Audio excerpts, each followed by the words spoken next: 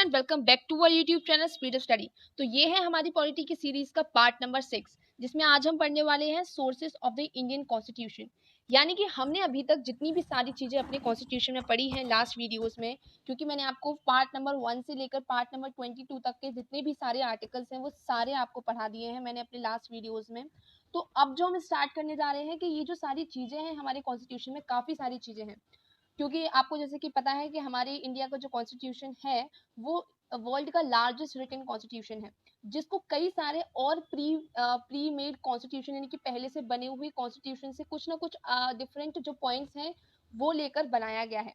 यानी कि काफी सारी कंट्रीज में, क्योंकि हमारे कंट्री से यानी कि इंडिया से पहले कॉन्स्टिट्यूशन बन चुका था, तो उनके कुछ जो अच्छे पॉइंट्स हैं या फिर कुछ अच्छे रूल्स एंड रेगुलेशंस हैं वो हमारे जो ड्राफ्टिंग कमेटी थी उन्होंने वो पॉइंट्स उठाकर हमारे कॉन्स्टिट्यूशन में डाले हैं, जिससे हमारा कॉन्स्टिट्यूशन सबसे लाइबल और फीजिबल बना है अक्रॉस द वर्ल्ड। तो आज हम उन्हीं के सोर्सेज को पढ़ने वाले हैं कि कुछ चीजें हैं वो कहाँ से या फिर किस कंट्री के कॉन्स्टिट्यूशन से ली गई है। सबसे पहले हम बात करते हैं गवर्नमेंट ऑफ इंडिया एक्ट 1935 के बारे में, जिसने हमारे कॉन्स्टिट्यूशन का ब्लूप्रिंट तैयार किया, यानी कि पूरा प्रारूप कॉन्स्टिट्यूशन का हमारा गवर्नमेंट ऑफ इंडिया एक्ट 1935 से ही बना हुआ है। पूरा जो बेसिक है वो पूरा India government of India act 1935 से ही लिया गया है। नेक्स्ट हम आगे बढ़ते हैं ब्रिटेन से। ब्रिटेन से हमने क्या क्या लिया है, हमारी पार्लियामेंट्री फॉर्म ऑफ गवर्नमेंट, यानी कि हमारी जो गवर्नमेंट है वो पार्लियामेंट्री फॉर्म ऑफ गवर्नमेंट होनी चाहिए। ऐसा हमने ये वाला पॉइंट जो है वो कहाँ से लिया है, ब्रिटेन से लिया है। साथ ही साथ हमने ब्रिटेन से और भी चीजें ली हैं, वो क्या है, रूल ऑफ लॉ, यानी कि सबसे बड़ा कानून हमारे देश में कॉन्स्टिट्यूशन है, उसी उससे बड़ा कोई भी नहीं है। एंड रूल ऑफ लॉ यानी कि जो कानून बनाया गया है वो सभी के लिए सेम है, इक्वेलिटी है। कोई भी सारे जो सिटीजन्स हैं, वेदर वो कोई मिनिस्टर हो या फिर प्रधानमंत्री हो या इवन प्रेसिडेंट भी हो, तो वो सारे रूल ऑफ लॉ के अंडर आते हैं। कोई भी रूल से या कॉन्स्टिट्यूशन से, हमारे कॉन्स्टिट्यूशन से बड़ा नहीं है। नेक्स्ट अगर हम आते हैं दैट लॉ मेकिंग प्रोसीजर्स, हमारे इंडिया में लॉ कैसे बनेंगे उसके जितनी भी प्रोसेस है, प्रोसीजर्स हैं, वो क्या क्या है, वो भी हमने ब्रिटेन से लिया है। साथ ही साथ ऑफिस ऑफ सीएजी यानी कि कंट्रोलर ऑडिटर जनरल का जो ऑफिस है उसके बारे में भी, यानी कि एक ऐसा ऑफिस होना चाहिए हमारे इंडिया में, कंट्रोलर ऑडिटर जनरल की पोस्ट होनी चाहिए, ये चीज भी हमने ब्रिटेन से ली है। साथ ही साथ सिंगल सिटीजनशिप का जो एक रूल है वो भी हमने ब्रिटेन से लिया है। सिंगल सिटीजनशिप अगर आपको ना पता हो तो मैं आपको बताऊं कि सिंगल सिटीजनशिप यानी कि कोई भी किसी भी देश का जो नागरिक है, यानी कि मान लीजिए हमारे देश का एक नागरिक है, वो सिर्फ एक सिंगल कंट्री की नागरिकता यानी कि सिटीजनशिप ले सकता है। उसके पास कोई और दूसरी कंट्री की या फिर हमारे किसी स्टेट की अलग से कोई सिटीजनशिप नहीं होगी। मान लीजिए अगर हम आपसे पूछे कि आप कहाँ के रहने वाले हैं, तो सबसे पहले आप बताएंगे कि इंडिया के रहने वाले हैं, तो आपके पास उसकी सिटीजनशिप होगी। लेकिन अगर हम आपसे पूछे कि आप कौन से स्टेट में रहते हैं, मान लीजिए राजस्थान, एमपी या यूपी, एनीवे आप कोई भी स्टेट बताइए, तो हम आपके पास उसकी कोई सिटीजनशिप नहीं होगी। बस आप एक कह सकते हैं इसको एकल नागरिकता का प्रावधान हमारा जो ब्रिटेन से लिया गया है, यानी कि सिंगल सिटीजनशिप आपके पास रहेगी एक सिंगल कंट्री की। अगर आपको इंडिया के साथ साथ किसी और कंट्री की सिटीजनशिप लेनी है, then you can not take, आप नहीं ले सकते हैं सिटीजनशिप, आपको सिर्फ एक कंट्री की मिलेगी, ऐसा सिंगल सिटीजनशिप के लॉ में कहा गया है, जो कि हमने ब्रिटेन से लिया है। थर्ड हम आते हैं यूएसए से, हमने क्या क्या लिया है, जो कि फंडामेंटल राइट्स, यानी कि जो हमारे 6 फंडामेंटल राइट्स है वो हमने किससे लिए हैं, यूएसए से ही लिया है। सेकेंड है पावर ऑफ जुडिशियल रिव्यू, यानी कि सभी के पास जुडिशियल रिव्यू की पावर है, यानी कि मान लीजिए कोर्ट ने कोई फैसला सुनाया एंड कोई भी पर्सन उससे सेटिस्फाइड नहीं है, तो वो जुडिशियल रिव्यू के लिए अपना कह सकते हैं आवेदन या फिर वो आवाज उठा सकता है। ये पावर दी गई है हर किसी के हाथ में, जो कि यूएसए से ली गई है, ये वाला पॉइंट। नेक्स्ट है इंडिपेंडेंस ऑफ जुडिशरी, तो थर्ड आ जाता है इंडिपेंडेंस जुडिशरी, यानी कि जो एग्जीक्यूटिव है और लेजिस्लेचर है उससे हमारी जो जुडिशरी है, लॉज कोर्ट है और जो जजेस वगैरह हैं उन वो इंडिपेंडेंट है, यानी कि कोई भी लेजिस्लेचर है या फिर एडमिनिस्ट्रेटर है, वो कोई भी अपना दबाव नहीं डाल सकते हैं जुडिशरी पे अपना फैसला लेने के लिए या फिर कोई फैसला बदलने के लिए। सो this is independence of judiciary, जो कि हमने यूएसए से लिया है। फोर्थ इट इज प्रियम्बल, हमारे जो कॉन्स्टिट्यूशन का प्रियम्बल है जिसमें से कुछ इंपॉर्टेंट वर्ड्स आते हैं, तो वो वर्ड्स आपको नीचे कमेंट सेक्शन में बताना है हमको कि हमारे प्रियम्बल में कितने इंपॉर्टेंट की वर्ड्स हैं, जिसकी वजह से हमारा preamble is so much powerful और पूरे कॉन्स्टिट्यूशन का एक समरी कह सकते हैं उसको, वो बताता है। तो ये प्रीएम्बल का कॉन्सेप्ट भी हमने यूएसए से लिया है। Next is written constitution. क्योंकि हमने ऊपर देखा कि ब्रिटिश से हमने इतनी सारी चीजें ली हैं, बट ब्रिटेन में कोई भी रिटन कॉन्स्टिट्यूशन नहीं है उनका खुद का, बट यूएसए के पास उनका खुद का रिटन कॉन्स्टिट्यूशन है। इसलिए यही देखते हुए हमारे जो ड्राफ्टिंग कमेटी थी हमारे इंडियन कॉन्स्टिट्यूशन की, उन्होंने सोचा कि हमारी कंट्री का भी एक रिटन कॉन्स्टिट्यूशन होना चाहिए, unlike the constitution of the Britain जो कि रिटन नहीं है। तो ये जो रिटन कॉन्स्टिट्यूशन का जो कॉन्सेप्ट है वो भी हमने यूएसए से लिया है। Next, removal of supreme court and high court जजेस, यानी कि सुप्रीम कोर्ट और हाई कोर्ट जजेस को हम कैसे उनके पोस्ट से हटा सकते हैं, इस प्रोसेस के बारे में भी हमने यूएसए से सारा कॉन्सेप्ट लिया है। Next we have functions of president and vice president. हमारे देश के प्रेसिडेंट का और वाइस प्रेसिडेंट का क्या फंक्शंस रहेंगे, क्या वर्क रहेगा, ये सारी चीजें भी हमने यूएसए के कॉन्स्टिट्यूशन से उठाई है। Next last is impeachment of president, यानी कि प्रेसिडेंट का जो हटाने का प्रोसेस है, प्रेसिडेंट को उनकी पोस्ट से हटाने का जो प्रोसेस है, जो कि हमें उनको सबसे पहले 14 दिन के लिए पहले बताना पड़ता है कि सर या मैडम हम आप पर इम्पीचमेंट की प्रोसेस लगाने वाले हैं या इम्पीचमेंट करने वाले हैं। सो ये जो सारी प्रोसेस है जिसमें से हमें फिर पार्लियामेंट की परमिशन लेनी पड़ती है, कुछ वोटिंग होती है, कुछ साइंस होते हैं। सो this is all the procedures जिससे हम प्रेसिडेंट का इम्पीचमेंट कर सकते हैं। ये वाला कॉन्सेप्ट भी हमने यूएसए से ले डाउन करा है। Next it is Ireland. Ireland से हमने क्या क्या लिया है, directive principles of state policy, यानी कि डीपीएसपी भी हमने आयरलैंड से ली है। Directive principles of state policy मैंने आपको अपनी लास्ट वीडियो में बताई थी। अगर आपको इसमें से कुछ भी डाउट आ रहा हो तो प्लीज आप मेरे पॉलिटी की सीरीज की लास्ट वीडियोस आप चेकआउट कर सकते हैं, जिसमें मैंने ये सारी चीजें उनके इंपॉर्टेंट आर्टिकल्स के साथ अच्छे से एक्सप्लेन करी हुई है। नेक्स्ट आयरलैंड से हमने क्या लिया है, methods of election of president, यानी कि प्रेसिडेंट का इलेक्शन किस तरीके से होगा, उनको किस तरीके से निर्वाचित किया जाएगा, वो मेथड भी हमने आयरलैंड से ही लिया है।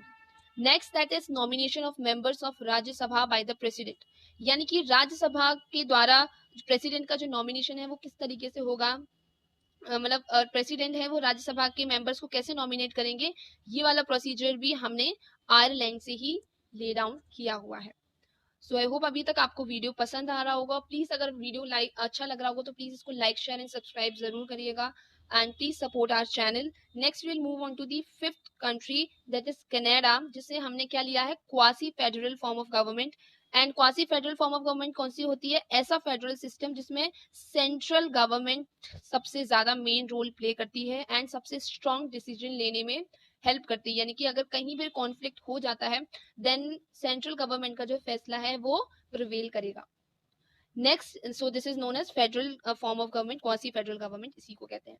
नेक्स्ट जो हमने कनाडा से लिया है वो क्या लिया है, to provide residuary powers to the centre. Same है जो रेसिड्यूरी पावर है, यानी कि हमें पता है कि हमारे पास 3 तरीके की लिस्ट है, एक तो यूनियन लिस्ट, एक स्टेट लिस्ट और एक है कॉन्करेंट लिस्ट। तो इन सारी लिस्ट में हमें पता है कि यूनियन लिस्ट में सेंटर की चलती है, स्टेट लिस्ट में चलती है हमारे स्टेट्स की, एंड कॉन्करेंट लिस्ट में कुछ सब्जेक्ट्स ऐसे हैं जिसमें सेंटर भी फैसला ले सकता है एंड स्टेट भी फैसला ले सकता है।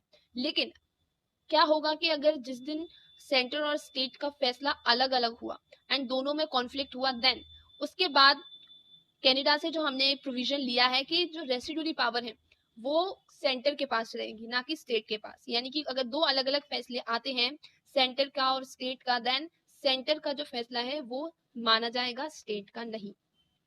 Next we have supreme court advisory jurisdiction, ये कॉन्सेप्ट भी हमने कनाडा से लिया हुआ है।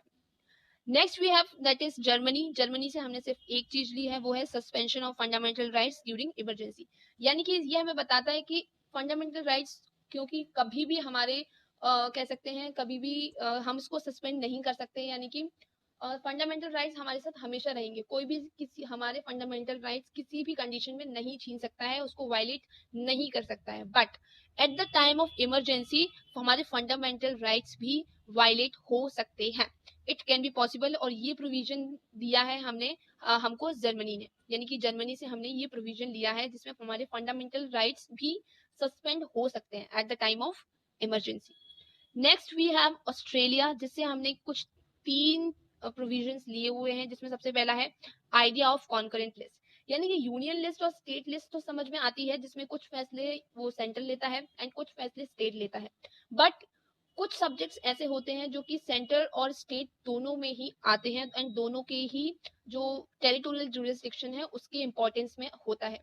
एंड कुछ सब्जेक्ट्स ऐसे होते हैं जो कि बाद में एड ऑन होते हैं, जो कि कह सकते हैं कि स्टेट में और सेंटर में दोनों में ऑलरेडी नहीं होते हैं वो सब्जेक्ट्स। जैसे कि मान लीजिए कंप्यूटर है, डिफेंस है, साइबर सिक्योरिटी है, ये वाले जो सब्जेक्ट्स थे वो पहले इंक्लूड नहीं किए गए हैं किसी भी लिस्ट में।